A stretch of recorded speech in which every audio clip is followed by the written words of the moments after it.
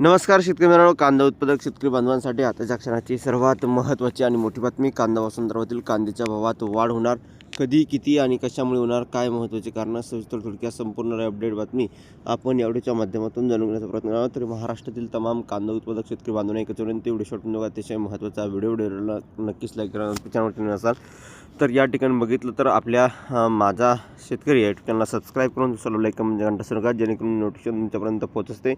चला तर मित्रांनो, व्हिडिओला सुरुवात करतो. असं करू शकता, कांदा निर्यात कमी, आवकेमुळे दरात सुधारणा, 10 महिन्यानंतर सरासरी भाव 1500च्या पार. राज्यातील कांद्याचा सरासरी भाव तब्बल 10 महिन्यानंतर 1500 रुपयाच्या पुढे सरकला आहे. बाजारातील कमी आवक आणि निर्यातीसाठी मागणी असल्याने सध्या सरासरी बाजारभाव 1700 ते 1800 रुपयापर्यंतचा पोहोचला आहे.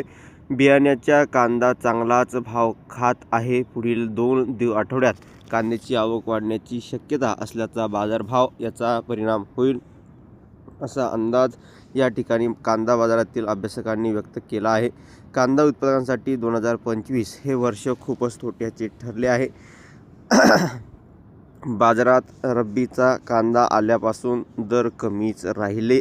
फेब्रुवारी 2025मध्ये राज्यातील सरासरी भाव 2100 रुपये होता. त्यानंतर मार्च महिन्यात कांद्याची आवक वाढून भाव 1500 रुपयावर आला. तेव्हापासून कांद्याचे भाव कमीच होत गेले. सप्टेंबर महिन्यात सर्वात कमी 1100 रुपये भाव राहिला. नोव्हेंबर महिन्यातही सरासरी भाव 1200 रुपये राहिला.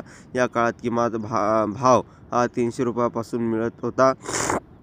याचा परिणाम कांदा उत्पादकांच्या अर्थकारणावर झाला आहे.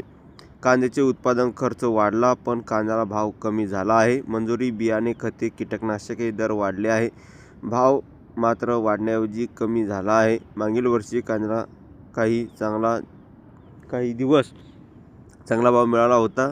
त्यामुळे कांद्याची आवक वाढली होती. उन्हाळा कांद्याला या ठिकाणी उत्पादन वाढल्याने आवकही चांगली राहिली होती. धन्यवाद. धन्यवाद.